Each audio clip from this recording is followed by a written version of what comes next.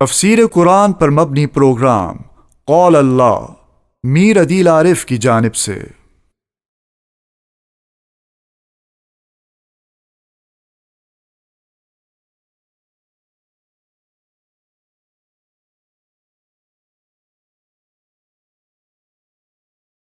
بسم اللہ الرحمن الرحیم۔ پروگرام قال اللہ میں آج انشاءاللہ ہم سورہ زمر کا دوسرا رکوع ترجمے اور تفسیر کے ساتھ پڑھیں گے۔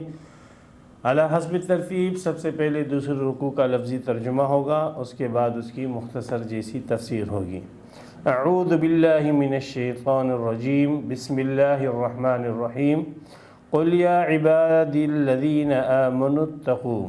قل کہہ دیجئے، یا عباد اے میرے بندو، الذین آمنوا وہ بندے جو ایمان لائے، جنہوں نے یقین کیا، اتقوا ربکم اپنے رب سے ڈرو، الذین احسنوا فی ہذہ الدنیا، للذین احسنوا ان بندوں کے لیے جنہوں نے احسان کیا، نیکی کی، فی ہذہ الدنیا اس دنیا کے اندر، حسنۃ ان کے لیے نیکی ہے، ان کے لیے اچھائی ہے، وَأَرْضُ اللَّهِ وَاسِعَةٌ اور اللہ کی زمین کشادہ ہے، وسیع ہے، انما یوفی الصابرون بے شک بدلہ دیا جاتا ہے صبر کرنے والوں کو، اجرہم ان کا اجر، بغیر حساب بغیر حساب کے۔ قل کہہ دیجئے، انی امرت بے شک مجھے حکم دیا گیا، ان اعبد اللہ کہ میں عبادت کروں اللہ کی، مخلصا لہ الدین خالص کرتے ہوئے اس کے لیے بندگی، وامرت اور مجھے حکم دیا گیا، لان اکون کہ میں ہو جاؤں اول المسلمین سب سے پہلے حکم ماننے والا۔ قل کہہ دیجئے، انی اخاف بے شک میں ڈرتا ہوں، ان عصیت اگر میں نافرمانی کروں، ربی اپنے رب کی، عذاب یوم عظیم بڑے دن کے عذاب سے۔ قل کہہ دیجئے، اللہ اعبد صرف اللہ ہی کی میں عبادت کرتا ہوں، مخلصا لہ دینی خالص کرتے ہوئے اس کے لیے اپنی اطاعت، خالص کرتے ہوئے اس کے لیے اپنی بندگی۔ فاعبدوا ما شئتم پس تم عبادت کرو جس کی تم چاہو، من دونہ اس کے سوا۔ قل کہہ دیجئے، ان الخاسرین بے شک نقصان میں ہیں، خسارے میں ہیں، گھاٹے میں ہیں، الذین وہ لوگ، خسروا انفسہم جنہوں نے خسارے میں ڈالا اپنی جانوں کو، واہلیہم اور اپنے گھر والوں کو، یوم القیامت قیامت کے دن۔ الا ذالک خبردار سن لو، بے شک یہی هو الخسران المبین واضح نقصان، واضح خسارہ ہے۔ لہم من فوقہم ان کے لیے اوپر سے ہوگا، ظللا من النار بادل آگ کے، ومن تحتہم ظلل اور ان کے نیچے بھی بادل ہوگے، ذالک یخوف اللہ بہ یہی چیز ہے کہ ڈراتا ہے اللہ تعالیٰ اس کے ساتھ، عبادہ اپنے بندوں کو، یا عبادی فاتقون اے میرے بندو بچو، اور اے میرے بندو ڈرو، مجھ سے ڈرو۔ والذین اجتنبوا الطاغوت اور وہ لوگ جو اجتناب کرتے ہیں، بچتے ہیں شیطانوں سے، ان یعبدوہا اس کی عبادت کریں، وانابوا الی اللہ اور وہ رجوع کرتے ہیں اللہ کی طرف، لہم البشریٰ ان کے لیے خوشخبری ہے، فبشر پس خوشخبری دے دیجئے، عباد الذین میرے ان بندوں کو، یستمعون القول جو سنتے ہیں بات، فیتبعون احسنہ پس اتباع کرتے ہیں، پیچھے چلتے ہیں اس میں سے اچھی بات کے، اولئک الذین یہی لوگ ہیں، ہداہم اللہ جن کو اللہ نے ہدایت دی، واولئک ہم اولو الالباب اور یہی ہیں عقل مند۔ افمن حق علیہ کلمۃ العذاب کیا وہ شخص جس پر عذاب کی بات ثابت ہو چکی، افانت تنقذ کیا تو چھڑا سکتا ہے، من اس کو، فی النار جو آگ کے اندر ہے۔ لیکن الذین اتقوا، لیکن وہ لوگ جو ڈرے ربہم اپنے رب سے، لہم غرف، ان کے لیے بالا خانے ہیں، من فوقہا غرف، اس کے اوپر بالا خانے ہیں، مبنیۃ بنے ہوئے، تجری من تحت الانہار بہتی ہے اس کے نیچے سے نہریں، وعد اللہ، اللہ کا وعدہ ہے، لا یخلف اللہ المیعاد، اللہ اپنے وعدے کے خلاف نہیں کرے گا۔ علم ترا، کیا تو نہیں دیکھتا، ان اللہ، بے شک اللہ نے، انزل من السماء ماء، اتارا آسمان سے پانی، فسلکہ، پس اس کو چلایا، ینابیع، چشموں میں، فی الارض، زمین میں، زمین کے اندر، ثم یخرج بہ، پھر نکالتا ہے اس کے ساتھ، زرعا، کھیتی، مختلفا الوانہ، اس کا رنگ مختلف ہے، مختلف رنگ کی کھیتیاں، ثم یہیج، پھر وہ کھیتی خشک ہو جاتی ہے، فتراہ، پس تو اس کو دیکھتا ہے، مصفرا، زرد رنگ کی، ثم یجعلہ حطاما، پھر وہ کر دیتا ہے اس کو چور چور، ان فی ذلک لذکریٰ، بے شک اس میں نصیحت ہے، لأولی الالباب، عقل والوں کی۔ یہاں پر سورہ زمر کا دوسرا رکوع اور 21 آیتیں جو ہے مکمل ہوئی۔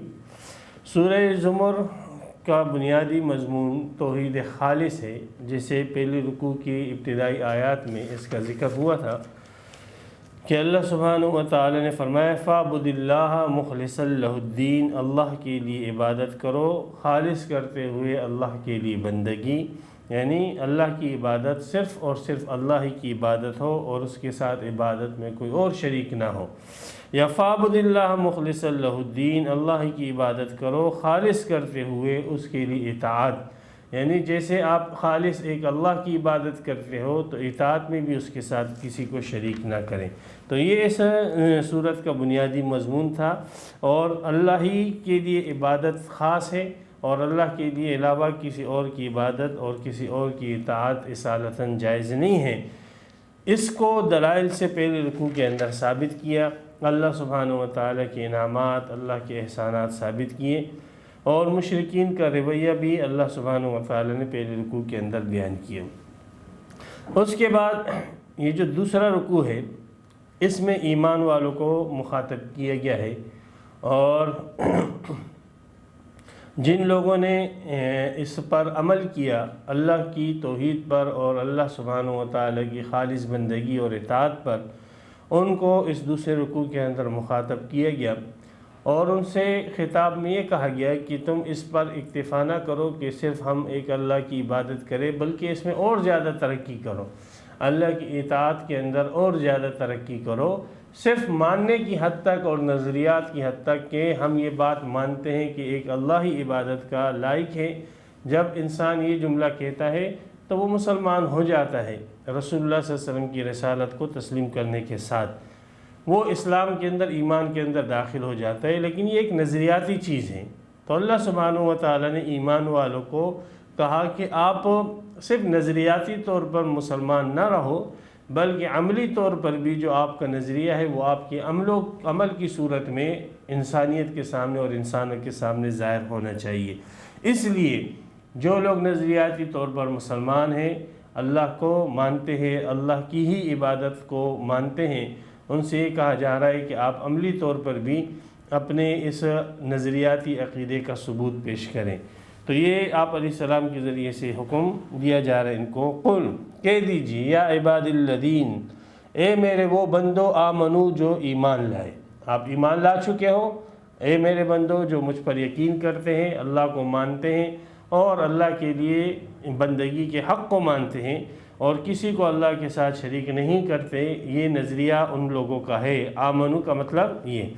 تو جو نظریاتی طور پر اللہ کو مانتے ہیں، اعتقادی طور پر اللہ کو مانتے ہیں، اتقوا ربکم، اپنے رب سے ڈرو، یعنی اپنے عمل کے ذریعے سے بھی اپنے اس عقیدے کو اجاگر کرو اور اپنے اس عقیدے کو ظاہر کرو۔ تو آمنو ایمان ہو گیا، اور اتقوا ربکم یہ ہو گیا عمل صالح۔ للذین احسنوا، اب اسی کی مزید وضاحت، اتقوا ربکم کی مزید وضاحت، کہ ان لوگوں کے لیے پہلے تو ایمان والوں کے لیے انعامات کا ذکر پچھلے رکوع کے اندر آ گیا، اب عمل کرنے والوں کے لیے جو ایمان کے ساتھ عمل بھی کریں، للذین احسنوا فی ھذی الدنیا، ان لوگوں کے لیے جو اس دنیا کے اندر نیک عمل کرتے ہیں اور احسن انداز سے کرتے ہیں۔ اس میں قرآن مجید کا طریقہ یہی ہے کہ صرف عمل کی ترغیب نہیں دی گئی ہے، بلکہ اس عمل کو احسن اور اچھے انداز سے کرنے کی ترغیب دی گئی ہے۔ جیسے سورہ ملک میں بھی اللہ تبارک و تعالیٰ فرماتے ہیں الذی خلق الموت والحیات لیبلوکم ایکم احسن عملا۔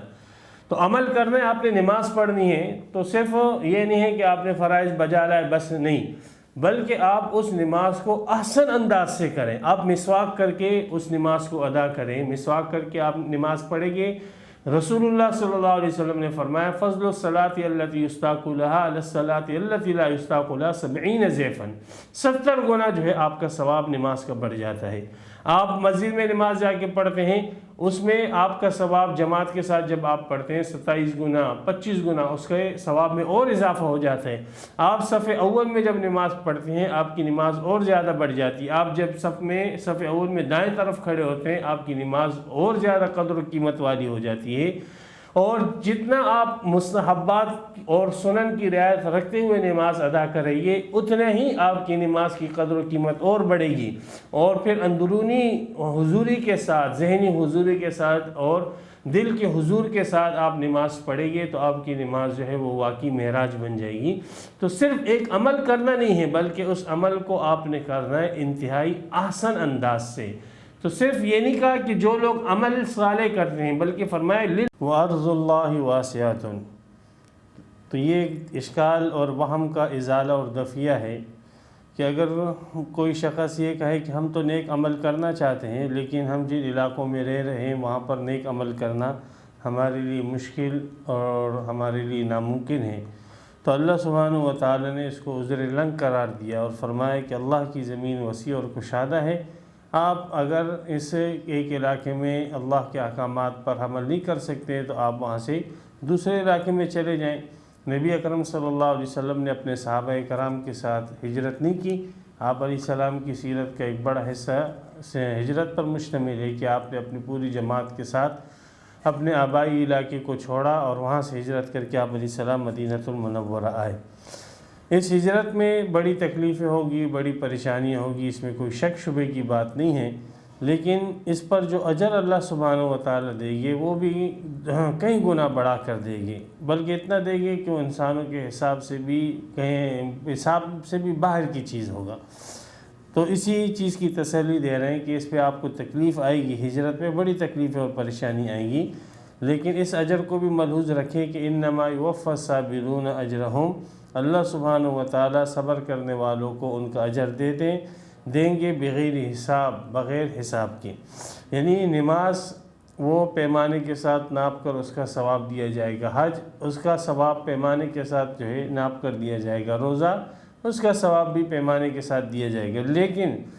تکلیف میں جو لوگ مبتلا ہوئے، دین کے اوپر عمل کرنے میں جن لوگوں نے تکلیفیں برداشت کی، تو اللہ سبحانہ و تعالیٰ اس کے اوپر جو اجر اور ثواب دے گی وہ ان سے کہیں گنا جو ہے بڑھ کر اور کہیں گنا جو ہے زیادہ ہوگا۔ حتیٰ کہ تکلیف میں مبتلا لوگوں کو جب وہ لوگ جو راحت اور سکون میں ہیں قیامت کے دن دیکھیں گے تو وہ ان کے اوپر جو ہے حسرت کریں گے اور کہے گے کہ کاش ہمیں پوری عمر جو ہے ایسی تکلیفیں رہتی اور ہم راحت کو بالکل نہ چکھتے۔ تو اللہ سبحانہ و تعالیٰ نے تسلی دی کہ ہجرت میں جو آپ کو تکلیفیں پریشانیاں ہوں تو اس پہ صبر کرنا، اور اس صبر پر اللہ تعالیٰ آپ کو بے انتہا اجر دے گا۔ قل انی امرت، رسول اللہ صلی اللہ علیہ وسلم سے اعلان کروایا جا رہا ہے کہ میں کسی سلطنت کے بادشاہ کی طرح نہیں ہوں، کسی حکومت کے سربراہ کی طرح نہیں ہوں جو اپنی رعایا کو ایک حکم دے دے اور خود اس کے اوپر عمل نہ کریں، بلکہ میں تمہیں بھی حکم دیتا ہوں کہ تم ایمان اور عمل صالح پر جو ہے عمل پیرا رہو، اور تم سے پہلے جو ہے میں اس کے اوپر عمل کرتا ہوں، اور ایمان جو ہے وہ میرے خصوصیت ہے اور ایمان جو ہے میں لے کر آتا ہوں، تو جس چیز کی تمہیں دعوت دیتا ہوں تو اس کے اوپر میں بھی خود بھی عمل کرتا ہوں۔ قل کہہ دیجئے انی امرت ان اعبد اللہ، بے شک مجھے حکم دیا گیا ہے کہ میں عبادت کروں اللہ کی، مخلصا لہ الدین، خالص کرتے ہوئے اس کے لیے بندگی۔ وَأُمِرْتُ، یہ تو ہو گیا ایمان کا ذکر۔ وَأُمِرْتُ لِأَنْ أَكُونَ أَوَّلَ الْمُسْلِمِينَ، اور مجھے حکم دیا گیا کہ میں سب سے پہلے تابعدار بنوں، حکم ماننے والا بنوں، مسلم بنوں۔ مومن کا اطلاق عموماً حدیث میں اس پر ہوتا ہے جو نظریاتی طور پر اللہ سبحانہ و تعالیٰ کو مانتا ہے، اس کے رسول کو مانتا ہے، اور مسلم کا اطلاق اس پر ہوتا ہے جو عملی طور پر جو اللہ کے احکامات کو اور رسول کے طریقوں کو مانتا ہے۔ تو رسول اللہ صلی اللہ علیہ وسلم سے اعلان کروایا جا رہا ہے کہ مجھے حکم دیا گیا ہے کہ میں صرف تابعدار نہیں بلکہ سب سے پہلا تابعدار بنوں۔ تو تمہیں بھی میں تابعداری کا حکم دے رہا ہوں، اور میں خود بھی تابعدار ہوں اللہ سبحانہ و تعالیٰ کے احکامات کا، بلکہ سب سے پہلے میں ہی تابعدار ہوں، اس لیے کہ رسول جو ہے وہ سب سے پہلے اپنی وحی پر عمل کرتا ہے اور سب سے پہلا مکلف ہوتا ہے۔ قُلْ إِنِّي أَخَافُ إِنْ عَصَيْتُ، پھر یہ ایجابی پہلو تھا، اب سلبی انداز سے اس کو بیان کیا جا رہا ہے کہ بے شک مجھے یہ اندیشہ ہے، ڈر ہے، خطرہ ہے، خوف ہے، ان عصیت ربی کہ بالفرض اگر میں اپنے رب کی نافرمانی کروں، عذاب یوم عظیم، تو بڑے دن کے عذاب سے مجھے بھی خطرہ ہے۔ وہ جماعت جو انسانوں میں سب سے مقدس جماعت ہے وہ انبیاء کرام کی ہے، پھر انبیاء میں بھی سب سے جو ہے چہیتے وہ رسول اللہ صلی اللہ علیہ وسلم ہے، جو آپ علیہ السلام کا جو مقام ہے، جو رفعت، جو بلندی ہے، وہ کسی کے وہم و گمان میں بھی نہیں آ سکتی۔ آپ علیہ السلام کی مقام کی بلندی اور رفعت وہ اللہ ہی جانتا ہے، لیکن اس کے باوجود آپ علیہ السلام سے اعلان کروایا جا رہا ہے کہ بالفرض و تقدیر اگر میں بھی نافرمانی کے اسباب اختیار کروں گا تو اس کا نتیجہ مجھے بھی بھگتنا پڑے گا۔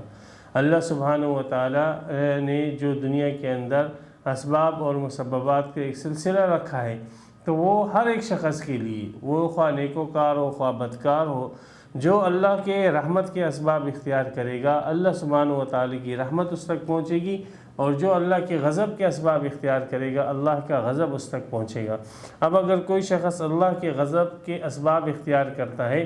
اور اللہ کی رحمت کا امیدوار بن کر بیٹھا ہوا ہے، تو وہ اللہ کی حکمت کے خلاف چلنے کا اللہ سبحانہ و تعالی سے تقاضا کرتا ہے، اللہ کی سنت کے خلاف اللہ سے چلنے کا تقاضا کرتا ہے، اور یہ ایسا شخص حدیث کی روح سے احمق اور بے وقوف ہے۔ تو نبی اکرم صلی اللہ علیہ وسلم سے یہ اعلان کروایا جا رہا ہے کہ اگر میں بھی نافرمانی کے اسباب چنوں گا تو اس کا نتیجہ مجھے بھی بھگتنا پڑے گا۔ تو ایک عام انسان اور ایک عام امتی جو ہے، اگر وہ جو ہے نافرمانی کے اسباب اختیار کرے گا تو اس کو بھی نافرمانی کے اسباب کے اوپر جو نتیجہ اللہ نے رکھا ہے اس سے اس کو بھی دوچار ہونا پڑے گا۔ قُلِ اللَّهَ أَعْبُدُ مُخْلِصًا لَهُ دِينِي، کہہ دو میں صرف اور صرف ایک اللہ ہی کی عبادت کرتا ہوں، خالص کرتے ہوئے اس کے لیے اپنی بندگی۔ اس کے اندر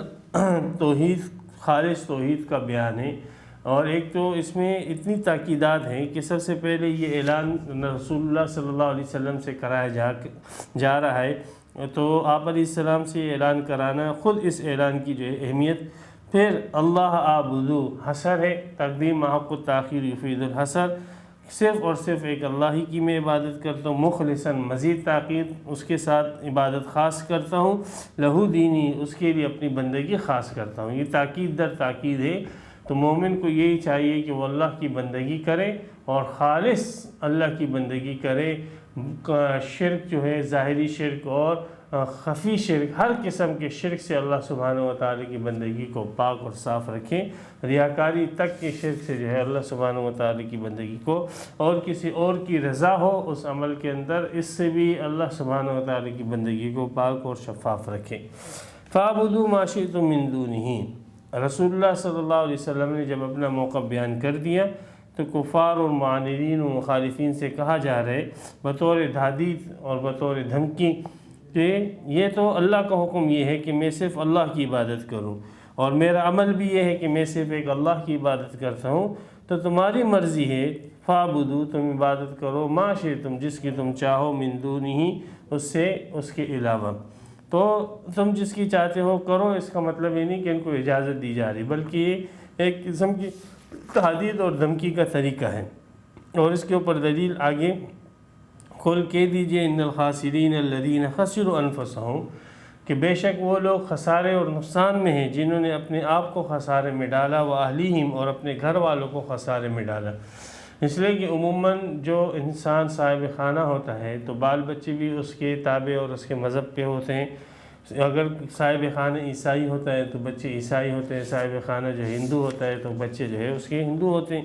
تو وہ آدمی صرف اپنا نقصان نہیں کرتا بلکہ اپنے بال بچوں اور اپنے اہل و عیال کا بھی نقصان کرنے والا ہے، خود بھی خسارے کے اندر ہے اور اپنے اہل و عیال کو بھی خسارے میں ڈالنے والا ہے. اور یہ خسارہ اور یہ نقصان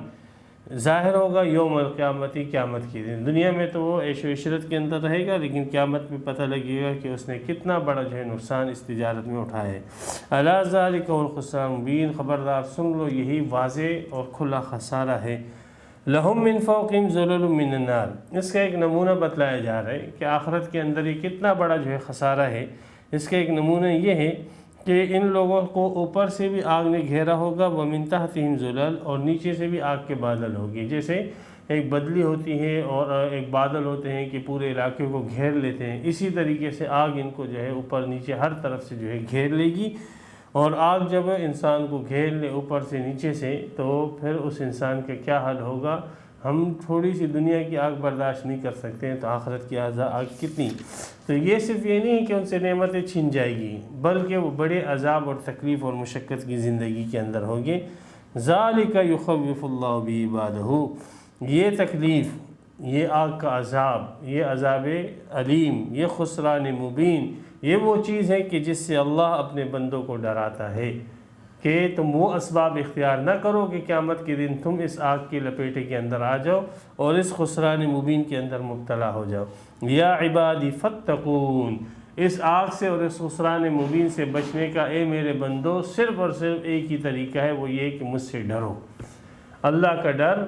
جو عمل صالح کی صورت میں ہے، یا عباد، اے میرے بندو، یہ خطاب یہاں پر ایمان والوں کو ہے. تو اے میرے مومن بندو، اس خسران مبین سے اگر بچنا ہے تو مجھ سے ڈرو، یعنی اعمال صالحہ کرو اور میری نافرمانیاں چھوڑ دو. والذین اجتنبوا الطاغوت ان یعبدوها، اور وہ لوگ جنہوں نے اجتناب کیا شیطانوں سے کہ ان کی عبادت کریں، وانابوا الی اللہ، اور رجوع کیا انہوں نے اللہ کی طرف، لہم البشری، ان کے لیے خوشخبری ہے. اللہ کے بندوں کو یہ کہا گیا کہ اللہ سے ڈرو. اب اللہ کے جو بندے ہیں ان کے عقیدے اور عمل کو اللہ سبحانہ و تعالیٰ بیان کر کے ان کے لیے خوشخبری بیان کر رہے ہیں. اس لیے کہ قرآن مجید کا طریقہ یہ ہے کہ ترغیب اور ترہیب دونوں ساتھ ساتھ چلتی ہیں. تو اوپر کافروں کے لیے جو ہے ترغیب تھی، ڈراوا تھا، تو اس کے ساتھ اب ایمان والوں کے لیے جو ہے وہ ترغیب ہے کہ ان کے لیے جنتوں کی خوشخبری ہے. تو جن لوگوں نے غیر اللہ اور اغیار کی عبادتوں سے اجتناب کیا، طاغوت شیطان کو کہتے ہیں، طاغوت بتوں کو کہتے ہیں، بلکہ بعض مفسرین نے کہا کہ طاغوت غیر اللہ، ہر وہ چیز جس کی جو ہے اللہ کے علاوہ عبادت کی جائے وہ طاغوت ہے. تو جن لوگوں نے طاغوت سے اجتناب کیا، شیاطین سے اجتناب کیا کہ ان کی عبادت کریں، در حقیقت جو شخص جو ہے وہ عبادت کرتا ہے کسی بت کی، وہ شیطان کی عبادت کر رہا ہے. جو کسی نبی کی عبادت کر رہا ہے وہ در حقیقت اس نبی کی نہیں بلکہ یہ کام اس سے شیطان کروا رہا ہے. اور جو شخص کسی ولی کی عبادت کر رہا ہے تو در حقیقت وہ شیطان کی اطاعت کرنے والا ہے. یہ عبادت اس ولی اور نبی کی اور اس بت کی نہیں ہے، بلکہ یہ عبادت در حقیقت جو ہے شیطان اور طاغوت کی ہے. تو جو لوگ شیطان کی عبادت سے بچتے ہیں، مطلب یہ ہے کہ صرف اور صرف ایک اللہ کی عبادت کرتے ہیں. چونکہ توحید خالص کا ہی ذکر آ رہا تھا، تو جن لوگوں نے اغیار کی عبادت کی تو ان کی توحید پھر خالص نہ رہی. وَأَنَابُوا إِلَى اللَّهِ، اور انہوں نے رجوع کیا اللہ کی طرف، اللہ ہی کی طرف متوجہ ہوئے اور اسی کی طرف جو ہے اپنی آسیں لگائی، اپنی امیدیں اللہ ہی سے لگائی. لَهُمُ الْبُشْرَى، صرف اور صرف انہی لوگوں کے لیے خوشخبری ہے. دونوں پہلو بیان کیے، لا الہ الا اللہ، غیر کی عبادت نہیں کی، صرف اور صرف ایک اللہ کی عبادت کرنے والے ہیں، انہی لوگوں کے لیے خوشخبری ہے. فبشر عباد الذین، پس خوشخبری دے دیجئے میرے ان بندوں کو، یستمعون القول، جو باتوں کو سنتے ہیں، سب کی باتیں سنتے ہیں، فیتبعون احسنہ، لیکن ان میں سے اتباع اور پیروی اسی کی کرتے ہیں جو ان میں سب سے اچھی ہوتی ہے. تو ان لوگوں کا معیار یہ ہے، جیسے ایک حدیث میں ہے کہ کلمۃ الحکمت ضالۃ المؤمن، کہ حکمت کی بات جو ہے وہ مومن کا گمشدہ جو ہے سامان ہے. تو حکمت کی بات مومن کو کہیں سے بھی ملے، کسی سے بھی ملے، تو باتیں تو سنتا ہے، پھر اس میں جو اچھی بات ہے تو اپنی عقل کو استعمال کر کے ان اچھی باتوں کو اپناتا ہے اور اس کی پیروی کرتا ہے۔ تو یہ ایک عقل کے استعمال کرنے کی جو ہے اس میں ترغیب دی گئی ہے کہ اللہ سبحانہ و تعالیٰ کی باتیں، انبیاء کی باتیں، عوام کی باتیں، لوگوں کی باتیں، صرف باتیں سننی نہیں ہیں بلکہ باتوں کو سن کر ان میں سے اپنی عقل کو استعمال کر کے اچھی چیزوں کا انتخاب کر کے اپنی زندگی کے اندر اس کو لے کر آنا ہے۔ تو گویا کہ بیانات جو ہوتے ہیں بزرگوں کے یا کسی اور کے، تو صرف ان کو سننے تک آپ محدود نہ رکھیں، قرآن اور حدیث کو سننے تک محدود نہ رکھیں، بلکہ اس کو اپنی زندگی کے اندر لے کر آئے، جو کہ عمل کا جو ہے ایک دوسری تعبیر ہے عمل کی، اور جس کی ترغیب شروع میں ہی دی گئی اس رکوع کے اندر۔ تو اس رکوع کے ابتدائی جو آیت تھی یا عبادی الذین آمنوا اتقوا ربکم، یہ اسی کی مزید وضاحت ہو جائے گی کہ اللہ کی باتیں اور رسول کی باتیں ہوں یا کسی بھی نیک آدمی کی باتیں ہوں، صرف باتیں سنتے نہیں ہیں بلکہ باتوں کو سن کر اس کی اچھے انداز سے جو ہے پھر اس کی پیروی کرتے ہیں، لوگوں کی باتیں سنتے ہیں اور اس میں جو اچھی باتیں ہوتی ہیں ان کی پیروی کرتے ہیں۔ اولئک الذین ھداھم اللہ، جو لوگ باتوں کو، اپنی اچھی باتوں کو اپنی عملی زندگی کے اندر لے کر آتے ہیں، یہی لوگ ہیں کہ جن کو اللہ نے ہدایت دی ہے، یہی ہدایت یافتہ لوگ ہیں، اور ہدایت یافتہ لوگ ہی کامیاب ہیں۔ اولئک علی ھدی من ربہم واولئک ھم المفلحون واولئک ھم اولو الالباب۔ اللہ نے فرمایا یہی لوگ ہدایت یافتہ ہیں اللہ کی طرف سے، اور یہی لوگ عقل مند ہیں کہ جو اچھی باتیں سن کر اپنی زندگی کا اس کو ایک حصہ بنا لیتے ہیں۔ ایسے نہیں ہے کہ پیغمبر کی باتیں سنی، اللہ کی باتیں سنی، بس سننے کی حد تک جو ہے ان کو رکھا، اور بس خطیب نے بیان کیا، واعظ نے واعظ کر لیا، اور بس اپنی عملی زندگی کے اندر اس کا کوئی اثر لے کر نہیں آئے، تو ایسے لوگ جو ہے ہدایت پر نہیں ہیں، ایسے لوگ دانا اور عقل مند نہیں ہیں۔ عقل مند وہ ہے جو ان اچھی باتوں کو سن کر ان میں سے اچھی باتوں کو اپنی زندگی کے اندر لے کر آئیں۔ افمن حق علیہ کلمۃ العذاب، کیا وہ شخص کہ جس کے اوپر عذاب کا کلمہ ثابت ہو چکا، افانت تنقذ من فی النار، کیا تو چھڑا سکتا ہے اس کو جو کہ آگ کے اندر ہے؟ تو نہیں، جس کو اللہ پکڑ لے اس کو کوئی نہیں چھڑا سکتا۔ جس کو اللہ سبحانہ و تعالی جہنم کے اندر ڈال دے تو اس کو کوئی بھی جہنم سے نہیں نکال سکتا۔ یہ مشرکین کا عقیدہ تھا کہ اگر ہم جو ہے چلے جائیں جہنم کے اندر تو ہمارے بت جو ہے شفاعت سفارش کر کے ہمیں نکال دیں گے۔ نہیں، ایسے نہیں ہوگا۔ جو جہنم میں چلا گیا تو جب تک اللہ سبحانہ و تعالی کی مرضی نہ ہوگی تو اب تک جو ہے کوئی شخص جہنم سے نہیں نکلے گا، اور جب اللہ کی مرضی ہوگی تو اللہ سبحانہ و تعالی انبیاء کو حکم دے گی کہ آپ اس کی سفارش کرو، اولیاء کو حکم دے گی آپ اس کی سفارش کرو، شہداء کو حکم دے گی کہ آپ اس کی سفارش کرو۔ تو در حقیقت نکالنے والا ان کو جہنم سے وہ اللہ کی ہی ذات ہوگی۔ انبیاء کرام کی صرف اکرام اور ان کی حوصلہ افزائی اور ان کے اعزاز کے طور پر ان کی درخواست پر یہ کام کیا جائے گا، لیکن در حقیقت جو ہے کوئی نبی سفارش اس وقت تک نہیں کر سکتا جب تک اللہ کی طرف سے اجازت نہ ہو، جیسے آیت الکرسی کے اندر اس مضمون کو بیان کیا گیا۔ تو جو شخص پر عذاب کی بات ثابت ہو جائے اور جو شخص جہنم کے اندر چلا جائے اس کو کوئی بھی نہیں نکال سکتا جب تک اللہ نہ چاہے۔ تو یہاں تک جو ہے ذکر کافروں کا ذکر ہوا، ایمان والوں کا ذکر اوپر آیا اور ان کی حالت بھی کہ وہ اپنی عقلوں کو استعمال کرتے ہیں۔ لیکن الذین اتقوا ربہم، آخرت میں ایمان والوں کو جو آیت کی شروع میں بتلایا گیا تھا، رکوع کے بالکل شروع میں، کہ جن لوگوں نے دنیا کے اندر احسن انداز سے عمل کیا ان کے لیے حسنہ ہوگا، تو اس حسنہ کی وضاحت یہاں پر ہو رہی، یعنی بالکل رکوع کے شروع کی جو آیت کا حصہ ہے اس کی وضاحت آخر میں ہوتی جا رہی ٹکڑوں کی صورت میں۔ تو وہ حسنہ کی وضاحت یہاں پر ہو رہی ہے کہ یہ جو کہا گیا ہے کہ اچھے عمل کے اوپر حسنہ ملے گا وہ کیا ہے؟ فرمایا لیکن الذین اتقوا ربہم، اس کی شکل کہ جو لوگ اپنے رب سے ڈرے، لہم غرف، ان کے لیے بالا خانے ہیں، من فوق غرف، اور ان کے اوپر اور بھی بالا خانے ہیں، یعنی اوپر کی منزل ہوگی اور اس کے اوپر دوسری منزل مبنیت بنی ہوئی ہوگی، تو بالا خانوں کے اوپر بالا خانے بنے ہوئے ہوں گے، اور اس کی وضاحت حدیثوں کے اندر آئی ہے کہ اتنا بڑا محل ہوگا اور ایسے ایسے اس کے دروازے، ہزاروں دروازے ہوگے، ہزاروں فرشتے اس میں ملازم ہوں گے، حور عین ہوگے وغیرہ. یہ ساری وضاحتیں حدیث کے اندر آئی ہے. بڑی طویل حدیث ہیں اس کے متعلق اور اس حدیث کی اس آیت کی وضاحت کے اندر. تو ایک بہت بڑا محل ہوگا جو بالا خانے ہوگی اور اس کے اوپر اور بالا خانے ہوگے مبنیتن، اور وہ بڑے خوبصورت انداز سے جو ہے بنے ہوئے ہوگی. تجری من تحت الانہار، اس کے نیچے سے نہریں بہہ رہی ہوگی. وعد اللہ، یہ اللہ کا وعدہ ہے ان لوگوں کے ساتھ جنہوں نے عمل کیا، اللہ سے ڈرے، نیک اعمال کے ساتھ جو ہے اپنی زندگی گزاری، ان کے ساتھ اللہ کا وعدہ ہے. لا یخلف اللہ المیعاد، اللہ اپنے وعدے کے خلاف کبھی بھی نہیں کرتا. علم تر ان اللہ انزل من السماء، ایک مثال کے ذریعے سے اللہ سبحانہ و تعالیٰ دنیا کی زندگی بیان کر رہے ہیں کہ اس مثال میں اللہ سبحانہ و تعالیٰ کا فعل بھی آ گیا، اللہ کی توحید کی دلیلیں بھی آ گئی ہیں، اور دنیا کی زندگی کی حقیقت بھی آ گئی ہیں کہ آخرت کی زندگی تو ایسے عیش و عشرت اور آرام اور سہولت والی ہوگی، اور یہ دنیا کی زندگی اس کو ایسے دیکھ لو کہ علم ترا، کیا تو نہیں دیکھتا، ان اللہ انزل من السماء ماء، کہ اللہ آسمان سے پانی برساتا ہے. اسی طرح انسان بھی ایک نطفے سے جو ہے وہ پیدا ہوتا ہے. فَسَلَكَهُ يَنَابِيعَ فِي الْأَرْضِ، اور وہ پانی اللہ سبحانہ و تعالیٰ چشموں کے اندر چلاتا ہے، جو زمین کے اندر ہوتے ہیں چشمے. تو اللہ سبحانہ و تعالیٰ کا جو نظام ہے پانی کی حفاظت کا اور انسانوں کو پانی پہنچانے کا، وہ سورہ مومنون 18 سپارے کے اندر جو ہے تفصیل سے گزر چکا ہے. تو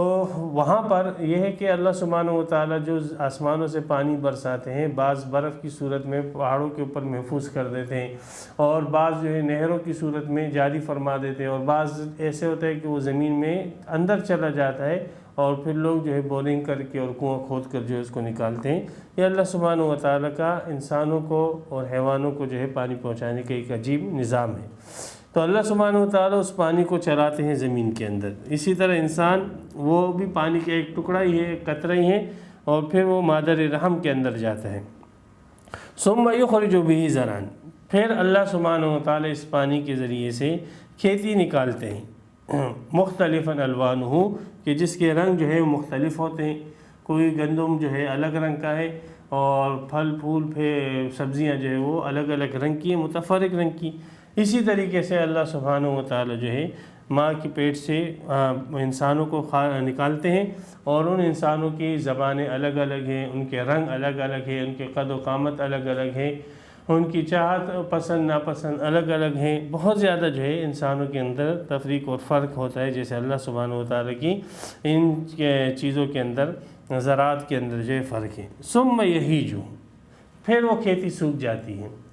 اور اس پہ ذوف آ جاتا ہے. فتراہ مصفرا، تو دیکھتا ہے کہ وہ زرد ہو گئی. اسی طرح انسان ایک وقت ہوتا ہے اس کی جولانی کا، اس کے شباب کا، اس کی قوت کا، لیکن پھر آہستہ آہستہ جو ہے ذوف آنا شروع ہو جاتا ہے، اور بال سفید ہو جاتے ہیں، ہڈیوں کے اندر طاقت نہیں رہتی، جسم کے اندر طاقت نہیں رہتی ہے، گھٹنوں میں تکلیف شروع ہو جاتی ہے، کمر میں تکلیف شروع ہو جاتی ہے، چلنا پھرنا، سانس پھولنے لگ جاتا ہے. 10 قسم کی بیماریاں اس کو لاحق ہو جاتی ہیں. رنگ جو سرخ سفید جیسا رنگ تھا وہ زرد اور پیلا ہو جاتا ہے، رنگ تبدیل ہو جاتا ہے، اور جسم جو ہے سوکھنے لگ جاتا ہے. ثم یجعلہ حطاما، پھر وہ کھیتی جو ہے اللہ تعالیٰ اس کو ریزہ ریزہ کر دیتے ہیں، ٹکڑے ٹکڑے کر دیتے ہیں. تو انسان بھی بالآخر جو ہے ریزہ ریزہ ہو جاتا ہے، قبر میں چلا جاتا ہے، اور اس کی جسم جو ہے وہاں پر پھٹ جاتا ہے اور ٹکڑوں کے اندر تقسیم ہو جاتا ہے. یہ ہے دنیا کی زندگی. اللہ نے آخرت کی زندگی بھی رکھ دی، دنیا کی زندگی بھی رکھ دی. تو یہ آخرت کی زندگی اگر چاہیے تو اس کے لیے اللہ نے 2 چیزیں بتلائی کہ عباد الذین آمنوا، ایمان، اور اتقوا ربکم، عمل صالح.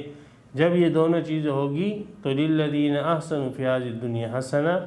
تو ان لوگوں کے لیے پھر آخرت کے اندر حسن ہوگا. آخرت کی زندگی کو چاہو، وہاں کی جوانی ہمیشہ کی جوانی ہے، وہاں کی طاقت ہمیشہ کی طاقت ہے، وہاں کی خوبصورتی ہمیشہ کی خوبصورتی ہے،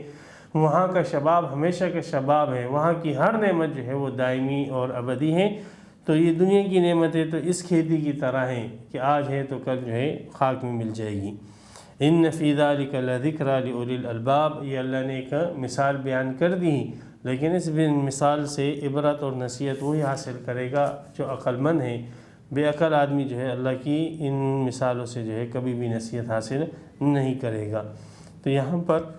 دوسرا رکوع مکمل ہوا، تو اس دوسرے رکوع کا پہلے رکوع کا بنیادی مضمون جو ہے وہ توحید خالص تھا، اور اس دوسرے رکوع کے اندر توحید خالص کے ساتھ ساتھ جو ہے عمل صالح کی تلقین کی گئی، اور عمل صالح کے مخالف جو لوگ تھے کفار مشرکین وغیرہ ان کی حالتوں کو بھی ضمناً بیان کیا گیا، اور عمل صالح پر ملنے والی آخرت کی جو نعمتیں ہیں ان نعمتوں کا ذکر کیا، اور پھر دنیا کی زندگی کا اس کے ساتھ اللہ تعالیٰ نے بڑے اچھے انداز سے جو ہے تقابل کرائے۔ تو یہاں پر دوسرا رکوع سورہ زمر کا مکمل اور تام ہوا۔ اللہ تبارک و تعالی ہمیں قرآن کی صحیح سمجھ عطا فرمائے۔ تفسیر قرآن پر مبنی پروگرام قول اللہ میر عدیل عارف کی جانب سے